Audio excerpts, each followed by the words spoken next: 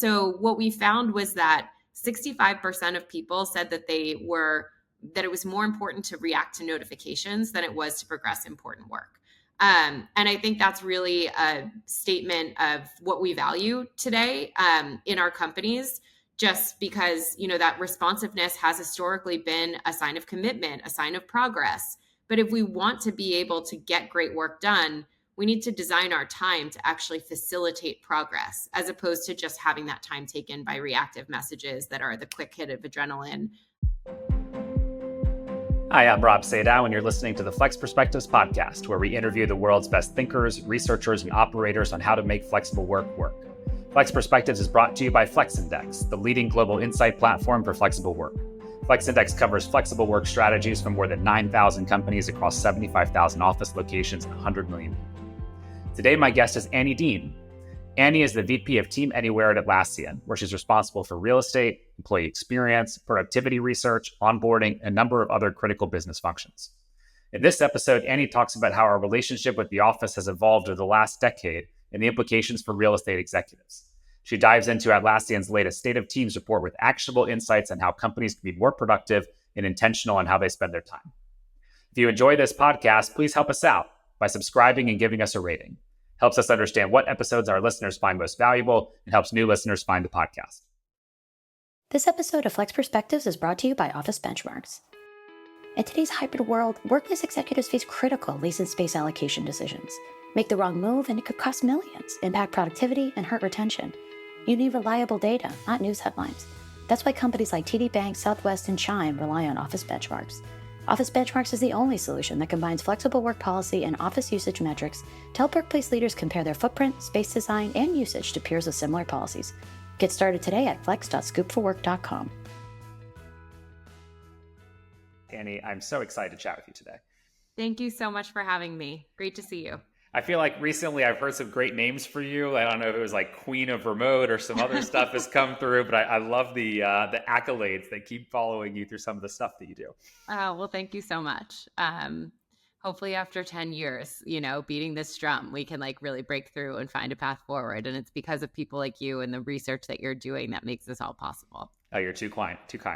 So it sounds like, okay, so 10 years and then you kind of ascend to the royalty status. So it's good to know where I actually get to. Royalty status. Well, Annie, you do just tremendously fascinating work. You've been doing this for a really long time. I bet a lot of people who listen are familiar with some of the things that you do. And a lot of people are probably familiar with Atlassian, the company you work for. But maybe for folks who are a little bit less familiar, give me a little bit of sense of what is Atlassian? What do you do at Atlassian? What's the mandate? Some of that type of stuff. Absolutely. So I am Annie Dean. Nice to meet you all. And I am the global head of Team Anywhere at Atlassian. Atlassian is a collaboration software company. So we help teams collaborate. We've been unleashing the potential of teams for over 20 years. Some of our most famous and well-loved products are Jira, Confluence, and Loom, which is definitely how I power my own workday. I have to say I am a huge convert to Atlassian tools, having joined the company. And Atlassian has an approach to distributed work called Team Anywhere. My job as the head of Team Anywhere is to help make sure that our distributed teams stay connected and effective no matter where they're working from. And I oversee a kind of large surface area of strategic initiatives that help make that a reality. So I'm the head of real estate. I'm the head of workplace experience, which is how we operate our real estate. I oversee a research team called the Team Anywhere Lab, which is a group of behavioral scientists that study the best ways to work in a distributed environment. We have our own little storytelling team to help tell the stories of what we learn. And we also have a portfolio of talent programs and strategies through our head of distributed org effectiveness. So we oversee company-wide onboarding. We oversee our company-wide connection program, which we call Intentional Togetherness, as well as a few more nascent programs as well. So when you think about the landscape that we're trying to influence and change internally, it's really about kind of people, places, and products. So what did that job description look like? Was it Team Anywhere at the beginning and you had this host of things under it, or was it real estate and it kind of morphed over time? How did that evolve? That's a great question because people come to me thinking about how to structure this work. And I think it can be different for every company. In all of the jobs that I've had, there hasn't really been a job description. And, I think that leaders recognize that there's an opportunity space and some problems to solve. And one of the most fun things on my end is that, um, I'm an entrepreneur at heart, and I think this work is really entrepreneurial. So it's about really sitting in the strategic context of a company and thinking about what is the biggest impact that we can make.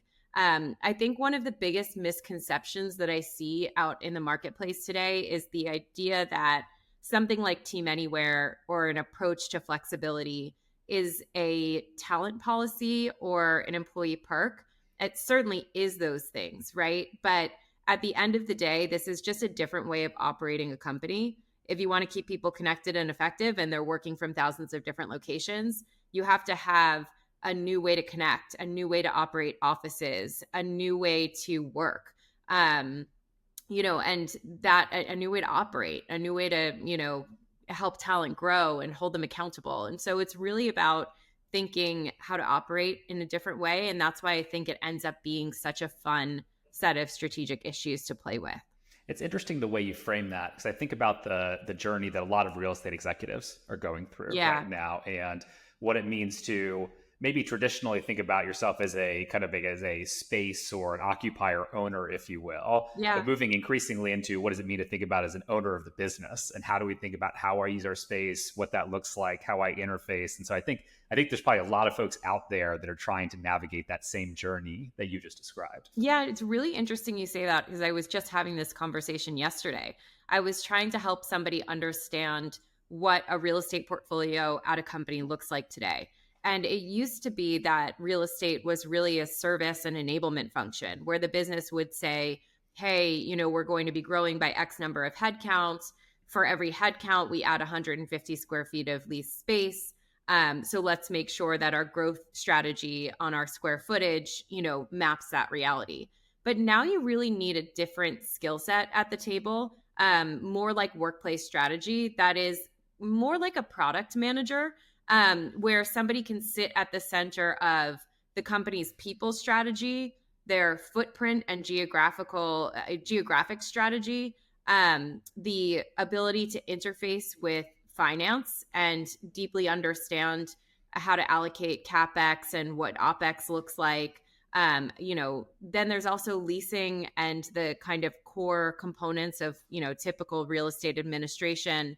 And then finally, there's this hospitality strategy, and treating these offices more like a membership space where people come because they're interested in coming as opposed to being compelled to. So you really need somebody to sit across all of those strategy inputs and be able to build cohesive strategic outputs and get approvals and buy-in and drive forward complex work that goes, from spending a lot of money to making sure it's designed correctly to managing a leasing strategy to, reducing footprint and managing a subleasing strategy or whatever it might be. So there's a lot of really fun issues. I think it's a great time to be somebody who is trying to get into that side of the business. And I think that there's not a lot of folks that are kind of easily identifiable in that vertical yet. I think it also stresses a lot of people out, to be honest. Like, I Yeah. think it's an exciting time, but despite all of that shift, which can be depending on your personality or your kind of like orientation toward life, that could be great or it can be a lot. There's also a spotlight, I think, on this topic in a differentiated way than it was 5 years ago, for Right. example, around how do we use our space and how much do we need. And I think underlying a lot of what you described is an analytic fluency that Yeah. maybe a lot of executives didn't really have to build in quite the same capability prior in terms Right. of looking at much more dynamic set of metrics. I think it's one of the things I really admire about the work that you do at Atlassian. I know Thank you you. spend a lot of time thinking about analytics on a per office basis and what's good or not good, which I think a lot of people are trying to figure out, across a bunch of different companies. Yeah. And, call to action, as you and I have talked about in the past, but we don't have enough metrics on what behaviors exist in the office. When we think about building an office space that has a hospitality like outcome, you want to understand, deeply how people are using the office. And we don't necessarily have those metrics all the time. We have spent a lot of time at Atlassian building a set of metrics that helps us review our office performance on a monthly and quarterly basis. And that's been very exciting to have at our fingertips, but we could always have more. So figuring out, what those metrics are and how to get more data out of our office footprint is something, love to invest in those companies. Totally. And I also think that's where you're at is where I think most companies will have to be in 5 years' time. Like, I think there's just a set of questions coming from board and CEO and CFO around usage of space and what the relationship is, not just with the financials of the business, but also talent outcomes and engagement and collaboration. And so Right. I think you're really charting a path here in a way that a lot of other companies will have to follow. I hope so. And it's all credit to our executive team and our founders who have really made such a commitment to this that it makes it easy to innovate and find the future forward model, which I know not every company has the luxury of doing. That's true. So on that analytic topic, and more broadly, the sharp eye that you put to a number of different facets of the business, you're just putting out a report, Yes. and there's a bunch of new insight in there. What I want to do is talk a little bit about, headline, what's the report about in broad strokes, but then let's wind the clock back and tell me a little bit about what you've been focused on and what led to this and some of the story of how that's evolved. Yeah. Well, one of the things that I think is interesting is that when you go and try to build a business in this different way, you really have to take a research-based lens to understand if it's actually working, right? I mean, I think that I've been in this space for 10 years, and I have seen that the only thing that's really influential to help people think differently is having research and data at our fingertips. And so that's one thing. We want to help influence people to see that this is a huge opportunity for businesses. And yet there's also this need to design real solutions to real problems that we're facing. When I think about what the next 5 years is going to look like, I guess I used to think AI would really change everything in like 5 years because it would take consumers that long to figure it out. I totally revised myself. I think in 2 years, everything is going to be really substantially different. And if the pandemic wasn't enough to convince people that we need to work in an internet-based way as opposed to an office-based way, I think AI is going to make that extremely obvious. It's like the universe gave us like a step 1 to get comfortable with before we have to head into this step 2 where the way we work is just fundamentally in a different paradigm. And I think that I talk to people all the time about being in a corporation and figuring out how to work differently. And I think people still feel a lot of friction. They're like, sometimes I hear it would be easier, if we were in the office, and I'm like, I get it, but that's no longer the reality because teams aren't co-located, so before the pandemic, it used to be that 61% of teams were co-located. They were organized by office. Now that's only 25%. It's just not a good strategic value proposition for companies to organize their teams and employees around office footprints for a lot of different reasons. And, industry-wide, only 19% of teams are co-located.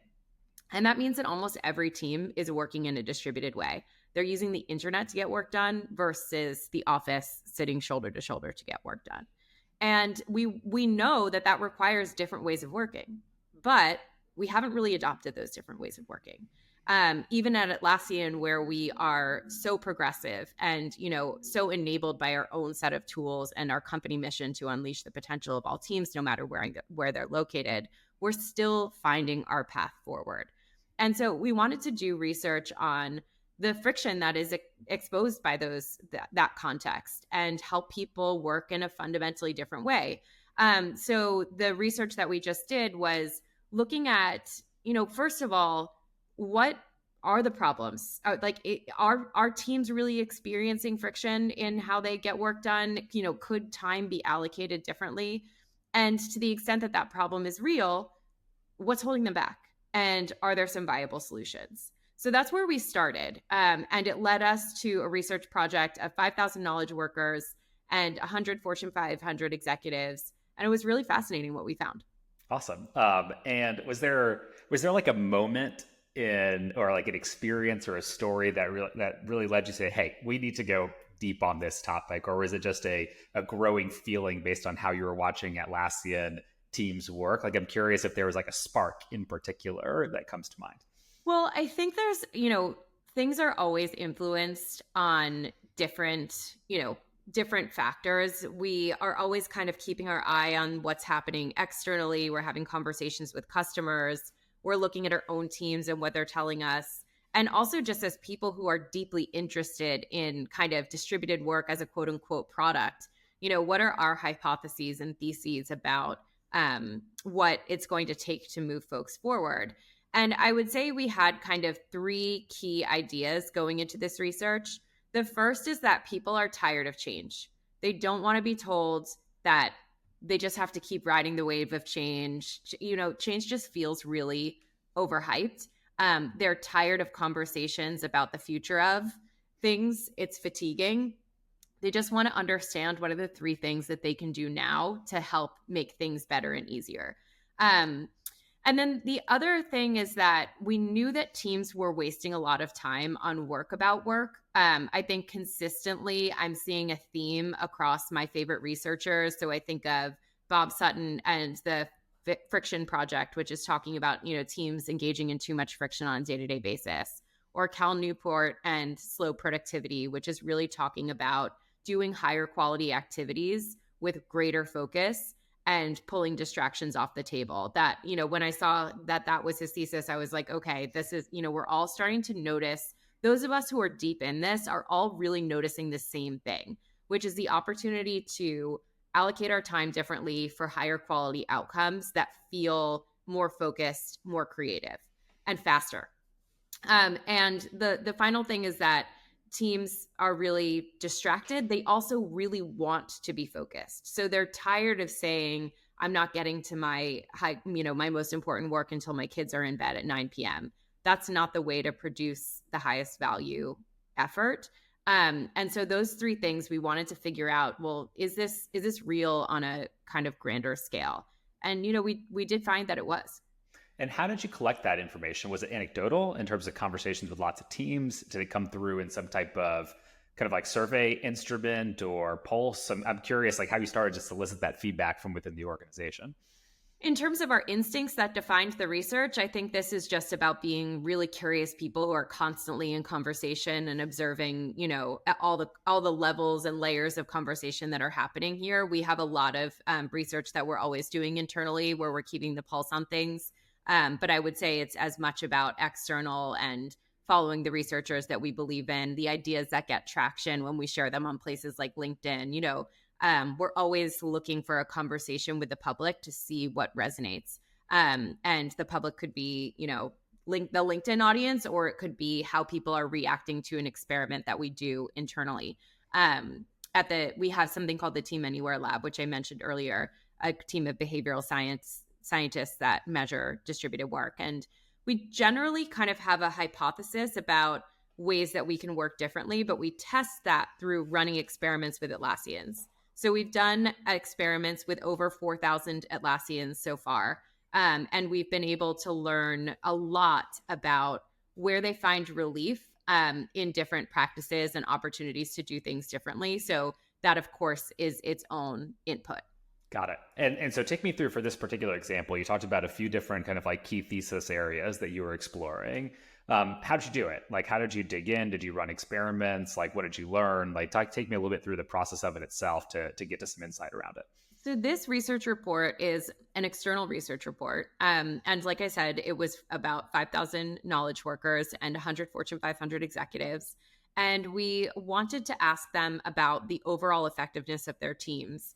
But more specifically, we wanted to understand the behaviors of their teams. So things like how teams meet, plan work, track work, because really it's the day-to-day behaviors of the individual team that predict whether they can innovate and adapt.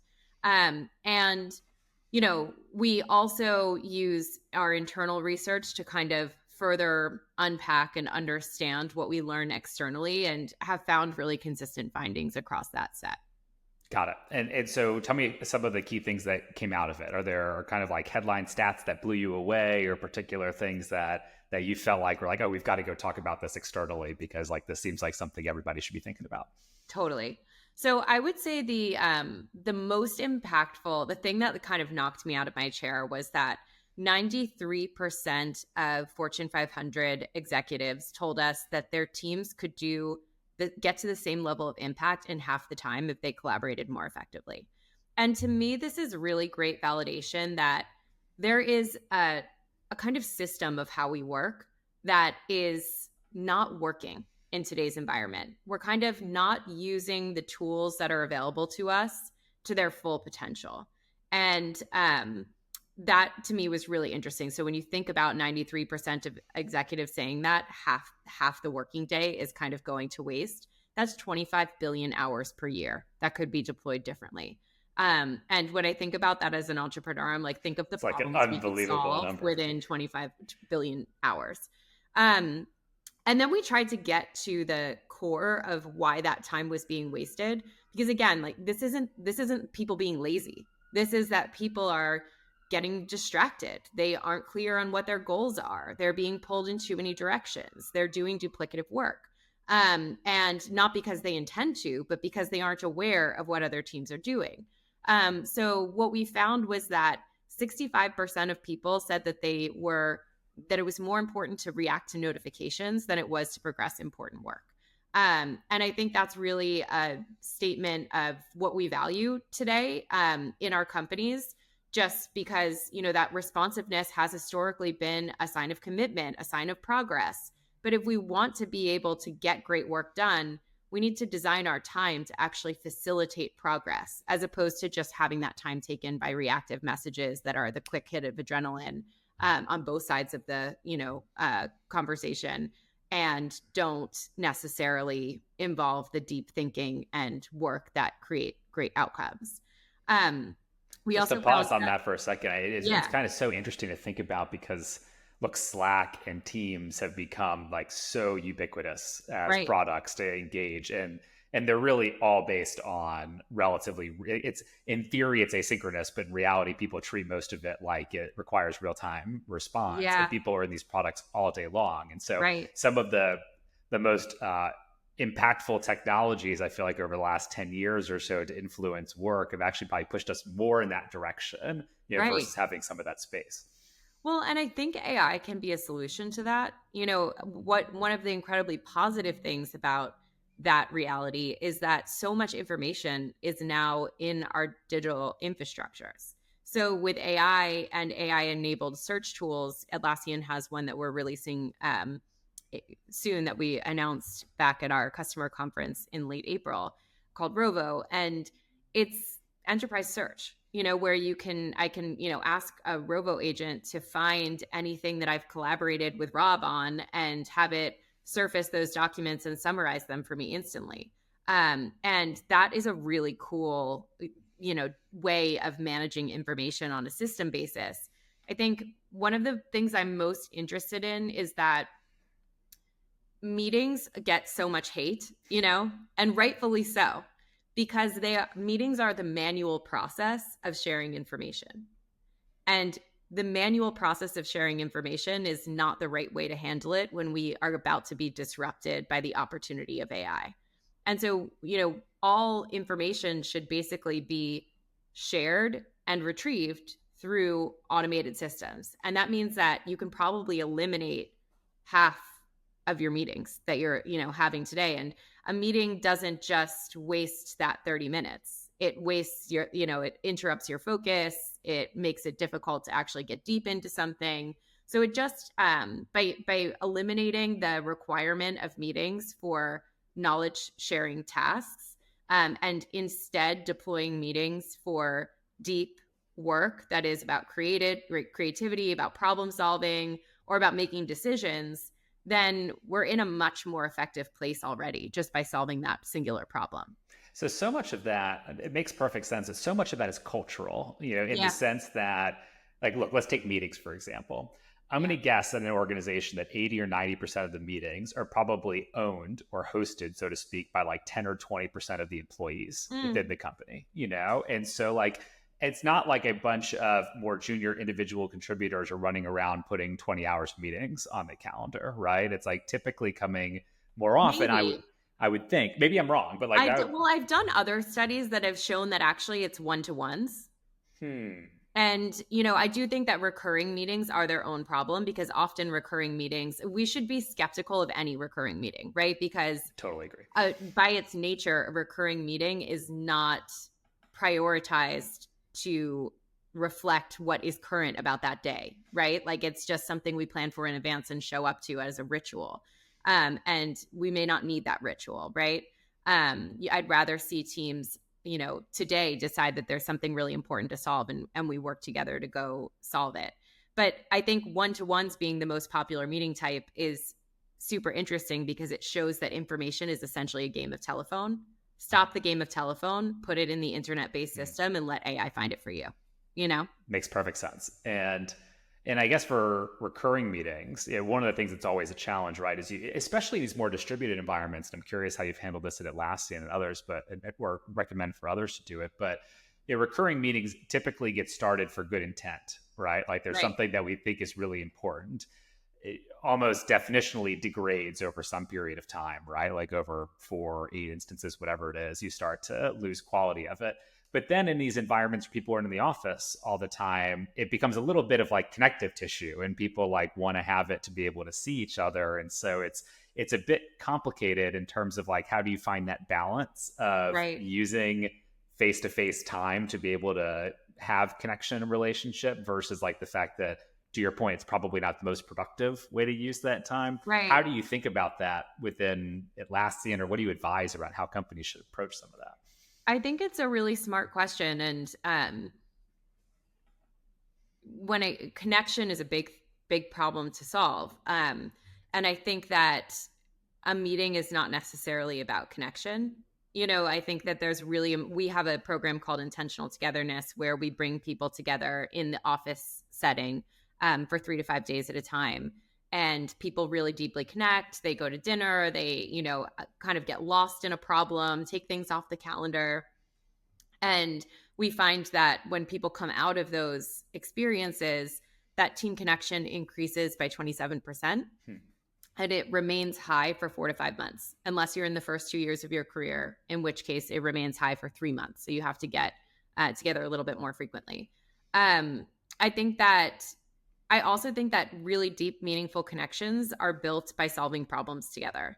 So I would much rather see people come in. People often think, I don't want to engage with meetings. Meetings are bad. And so they try to make meetings short. I'd rather people edit half of their meetings away and make their meetings longer, so that they can really go deep on a problem. Oftentimes I'll recognize that there's a problem that's unfolding, and it feels like there's not enough momentum around the problem. And so I'll just be like, we're spending 3 days, and those 3 days are going to be primarily reserved for solving this problem. So we'll have a 4-hour block per day. And by the end of those 3 days, you're usually in a pretty good place, and I think often people think, well, we have to come together in person for that, but it's not true. It's really about time spent. And we found that in our research too. So we found that teams that are really effective are evolving how they work intentionally. And I think it's important for teams to stay creative and nimble, and to challenge their assumptions about how work gets done. We found teams that are really effective are asking, what's the most important thing for me to do right now? Am I clear on what matters? They are asking, do I have the time to get things done? And they're asking about how they can effectively make progress on their work in an organized way. And if teams continually ask themselves those questions and hold themselves accountable to doing things differently, I think that's where we start to unlock the power of the internet, instead of using the manual meeting process to make everything work. So it sounds like, if I'm understanding correctly, it's a combination of a couple of things. Like, one is, let me take a higher bar or higher scrutiny to how I spend my time, and when do I say yes or get into a meeting or not, is like a piece of it. And it sounds like the other piece is then asking yourself the question, well, if I did have more time, like, am I actually focusing this in areas that are valuable or clearly goal aligned and company aligned? And so there's a thought process piece and there's like a mechanic piece to Right. it. Is that right? Yeah, I think that what matters most comes first. So, one of the rituals that we have on our team is on Mondays, we all surface the three most important things that are happening this week and that we must get done, that have to happen in order for this week to be a win. And we also report on those things from the previous week.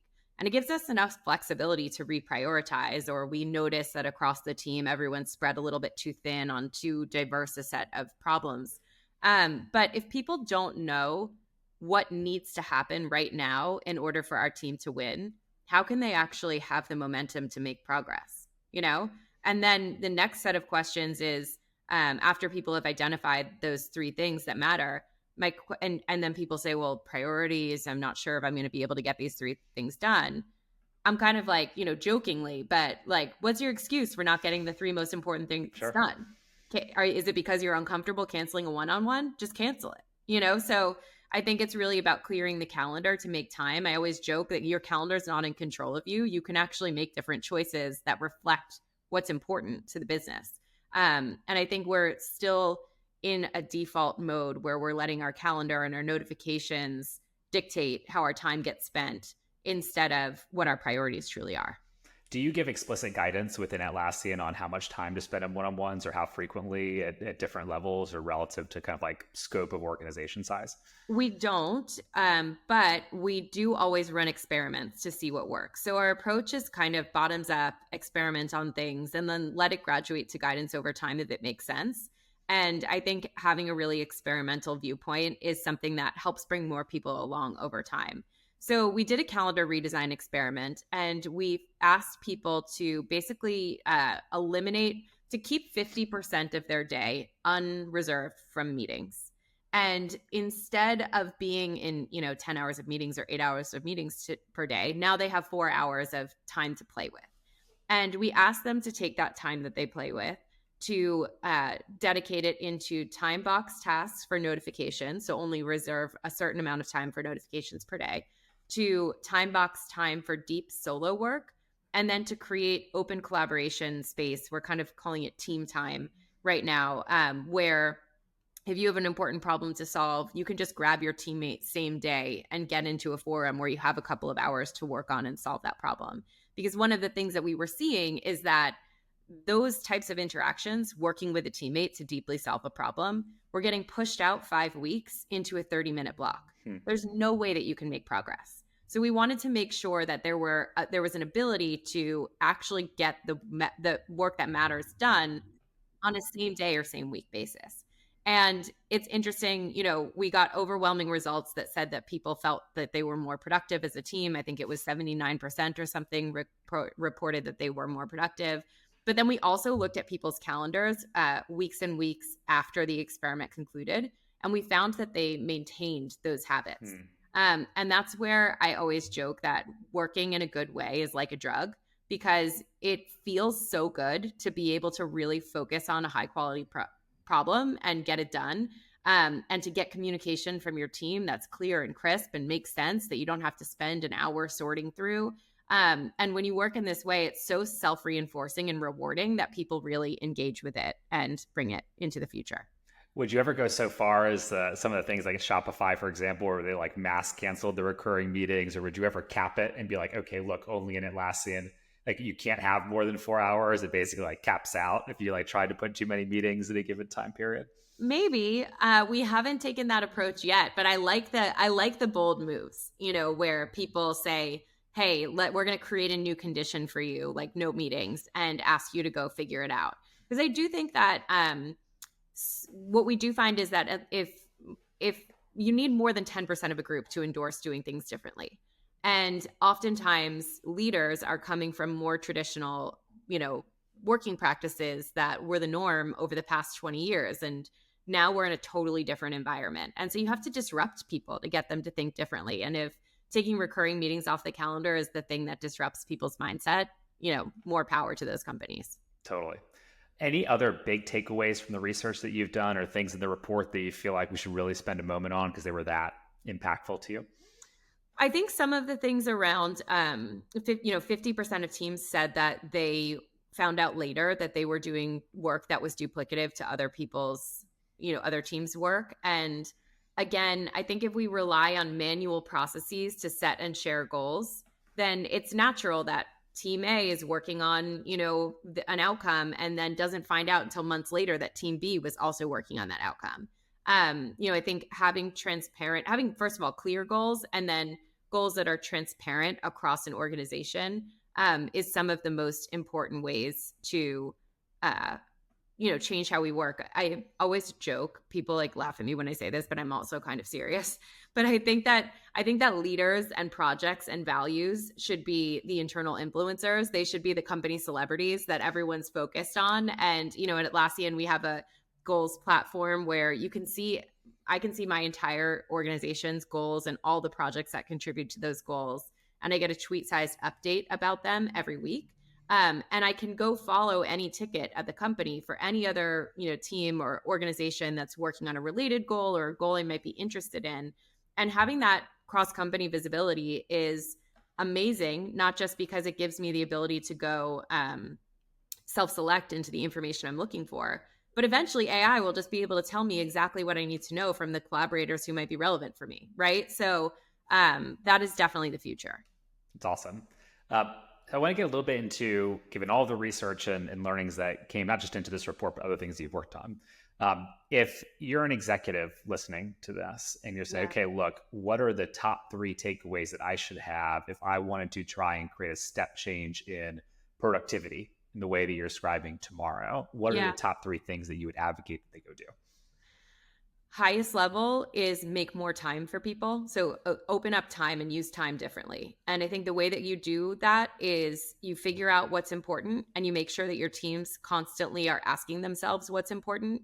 Then you actively encourage them to design their calendar to get those things done. Today, that's just not the norm because, again, people are too focused on reacting to notifications. And then the third thing is to make sure that you can access knowledge in a digital way versus the manual meetings way. So make sure that your teams are really good at putting high quality information into your enterprise kind of wide system, and that you're using the most modern tools to get that information available to people on a self-service basis. And those are the 3 big things that I think are going to power work. Makes a lot of sense. And if I want to zoom back out even to where we started this conversation beginning. And if you are now a real estate executive that has a broader mandate, is not just thinking about space, but the relationship with some of these topics and how do we use our space and productivity, and you're trying to get up that curve, if you will, on how to think about this stuff, how do you suggest starting to push forward or learn or collaborate better internally so you can become more of a broad business owner as it relates to these topics? Yeah, I think that what you just mentioned is the most important thing. So think of yourself as a business owner, not just a business service provider. And I think that all signals indicate that offices will create community outcomes. And those community outcomes include being able to have, individuals and teams set up really well to work, but also, much more hospitality like components, living rooms, great food and beverage programs, things that feel lots of biophilia and things that feel accessible and fun and a cool place to be. We have to let go of the idea that offices are a requirement for getting work done. Offices are no longer a requirement for getting work done, but that idea is deeply baked into how real estate organizations structure themselves and exist. And so that's the main sort of assumption to interrogate and eliminate from a real estate strategy. It's an amazing conversation to have you think about the idea that office is not a place for where work gets or is not required to get work done. It's not required. Yeah. I'm guessing if we were having this conversation like 2018 and we went and polled, 1,000 real estate executives, I bet you'd end up at like sub 5% who would kind of believe that as a practice. I totally agree. I think the office the idea that offices are required to get work done probably peaked in 2016. because eventually technology obviates the need for, for a physical space to control how work gets done, right? But then its decline starts at 2016. So by 2018, there were probably some people who saw it, right? But now we're on the downwards path, and it's interesting to think about the next upwards curve of what space can do for people. And, the second space is the office, and it's called the second space for a reason. It's the second most important space that people inhabit. So how can we offer the best opportunity for people, given its importance? I'll share another anecdote and related to this from our own Flex Index research. So we looked at the percentage of companies that were offering some degree of work location flexibility, so hybrid or fully remote, by the year they were founded. And we cohorted it and looked at pre-1980 versus 1980, 1990, et cetera. Interesting. And they were really meaningful increases decade by decade, to the point where 2011 to 2024, it was 90+% of firms that were founded in that time period offered some flex. And to your point, I think it's driven by the technology environment in the era you grew up in. If you grew up in a world pre-internet, then you probably built practices in a company around a very different kind of operating model than a company that grew up during the internet. And same thing with smartphone, or same thing with Slack and Teams. And so I think you're right. It really is characterized in a meaningful way. And the folks that grew up now are going to see this differently than the companies that came decades ago in that way. Right. I mean, I think about my early days on Wall Street as a, big law attorney, and I had an office, a dedicated office, and a printer, and I marked up my documents by hand, and I handed my handwritten markups to the partner to review. There wasn't even, we were barely adopting track changes in Microsoft Word and locally saved documents. So that was the environment then. It's just so different now. And, I think we just have to be unafraid of the future and recognize that there are some really clear signals about ways that we can behave differently, so that we can reinvest that 25 billion hours to solve big problems. Totally. For anybody that has enjoyed this conversation or wants to learn more about you, the work at Atlassian, the latest report, where would you send them to go get more? We can share a link to our new State of Teams report, which we would love you to read. And you can always follow along on LinkedIn. Awesome. Annie, I learn something every time I talk to you. I love the way that you think and push the envelope on this stuff. And as a data wonk and geek myself, I love the way that you think about this analytically. So thank you for imparting wisdom and spending the time with us. It's really, really good conversation. Thank you so much, Rob. I feel the same. And I'm so grateful to you all for the Flex Index and the work that you've done on offices, because I think it really helps up-level the conversation in a data-driven way, which is so, so needed. You're too kind. I appreciate it. Thanks so much for listening. If you enjoyed the show, you can subscribe on Apple Podcast, Spotify, or your favorite podcast app. Please also consider giving us a rating or leaving a review, as that helps other listeners find the podcast. For more Flex Index content, including past episodes, our Flex Index newsletter, and monthly research reports, visit flex.scoopforwork.com. See you next time.